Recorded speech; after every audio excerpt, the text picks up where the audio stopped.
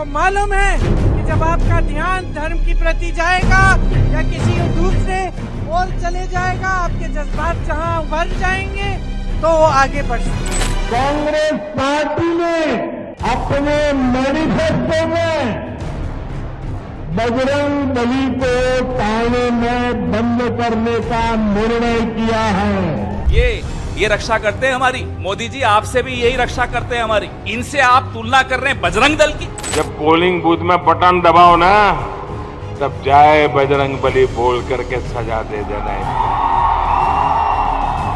कर्नाटक में विधानसभा चुनाव की वोटिंग से ठीक पहले एक नाम काफी चर्चा में, जिसके इर्द गिर्द पैदा हुई बहस की गूंज देश के कई हिस्सों में सुनाई दे रही है। ये नाम है बजरंग दल।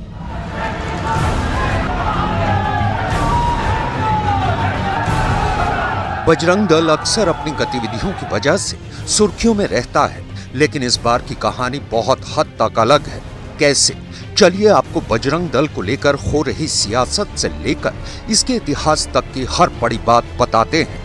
तारीख 2 मई 2023। कांग्रेस कर्नाटक विधानसभा चुनाव के लिए अपना घोषणा पत्र यानी मैनिफेस्टो जारी करती है। इस मैनिफेस्टो में वो बजरंग दल का भी जिक्र करती है। अपने मैनिफेस्टो में कांग्रेस कहती है, हमारा मानना है कि कानून और संविधान पवित्र हैं और बहुसंख्यक या अल्पसंख्यक समुदायों के बीच दुश्मनी या नफरत को बढ़ावा देने वाले व्यक्तियों और संगठनों जैसे बजरंग दल, पीएफआई और अन्य द्वारा इनका उल्लंघन नहीं किया जा सकता है। हम कानून के अनुसार ऐसे संगठनों पर प्रतिबंध लगाने सहित अन्य निर्णायक कार्रवाई करेंगे।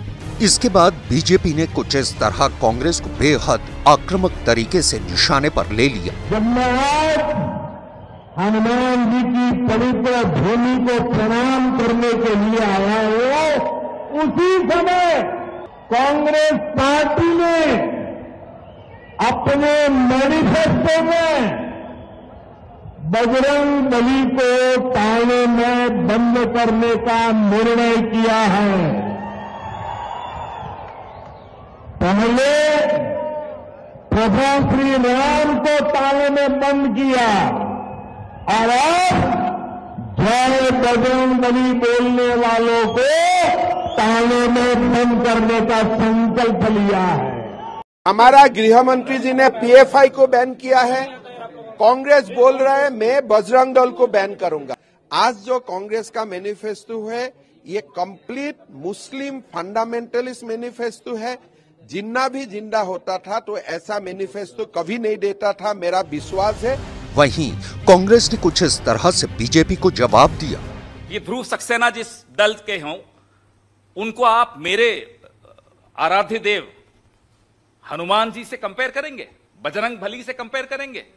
ये रक्षा करते हैं हमारी। मोदी जी आपसे भी यही रक्षा करते हैं हमारी। इनसे आप तुलना कर रहे हैं बजरंग दल की, जिनके विषय में आपके अपने नेता ज्योतिरादित्य सिंधिया ने क्या कहा था, याद है 2017 में, कि ये आईएसआई से संबंधित लोग हैं, आईएसआई सर्टिफाइड पार्टी है। If you don't violate the law and the constitution, you are safe. Why are you worried? हालांकि कांग्रेस ने यह भी कहा कि अगर कोई संविधान या कानून का उल्लंघन नहीं करता तो वो सुरक्षित है। इनका उल्लंघन करने वालों को ही चिंता करनी चाहिए।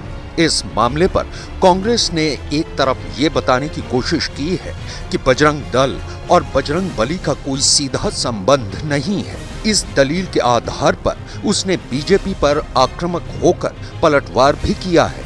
दूसरी तरफ कांग्रेस बजरंग बली को लेकर बचाव के अंदाज में भी दिख रही है।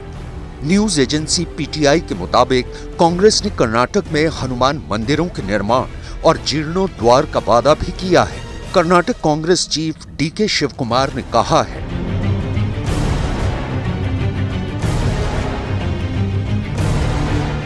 इसके साथ ही शिवकुमार ने कहा है,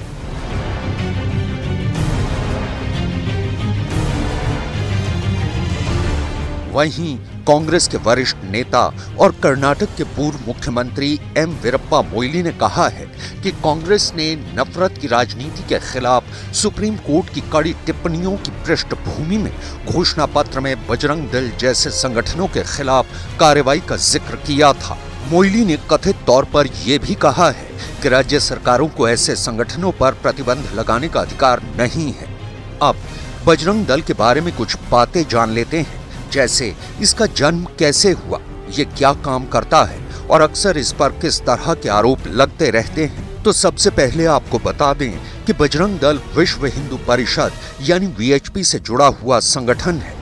इसकी वेबसाइट पर बताया गया है कि बजरंग दल की स्थापना 8 अक्टूबर 1984 को अयोध्या में हुई। यहाँ दी गई जानकारी के मुताबिक श्री राम जानकी रथ यात्रा के अयोध्या से प्रस्थान के समय तत्कालीन सरकार ने सुरक्षा देने से मना कर दिया। उस समय संतों के आह्वान पर विश्व हिंदू परिषद द्वारा वहां उपस्थित युवाओं को यात्रा की सुरक्षा का दायित्व दिया।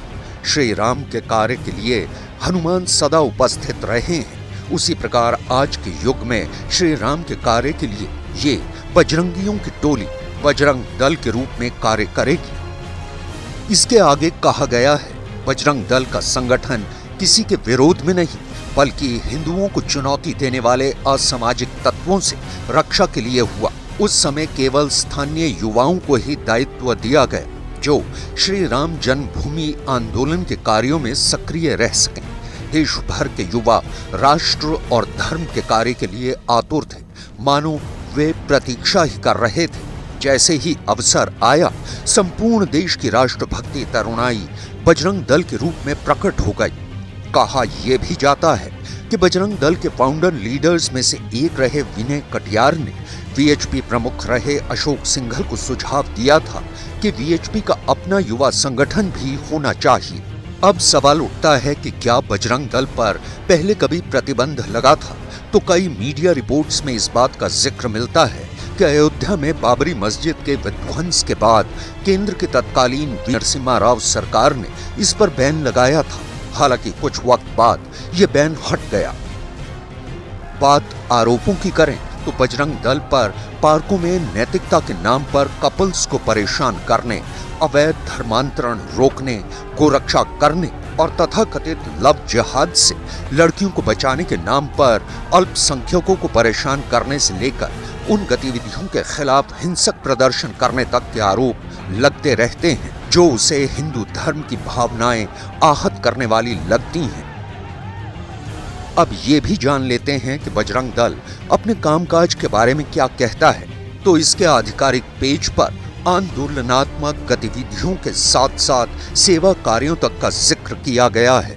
यहाँ कहा गया है, लोकतांत्रिक व्यवस्था में जब तब निर्माण और मांगों को मनवाने के लिए आंदोलन करने पड़ते हैं। यहाँ आंदोलनात्मक गतिविधियों के नाम पर यह लिस्ट दी गई है: धार्मिक मंदिरों की सुरक्षा, गोरक्षा, आंतरिक सुरक्षा, हिंदू मान बिंदु पर आक्रमण अपमान, अस्पृश्यता, सांस्कृतिक प्रदूषण, बांग्लादेशी घुसपैठ।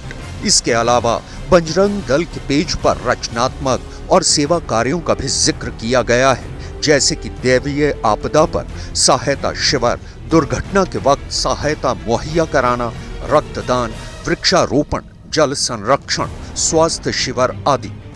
तो ये हुई बजरंग दल और इसके इर्द गिर्द हो रही सियासत की बात। देश और दुनिया के तमाम बड़े मुद्दों से लगातार जुड़े रहने के लिए आप हमारे इस चैनल को सब्सक्राइब कर सकते हैं।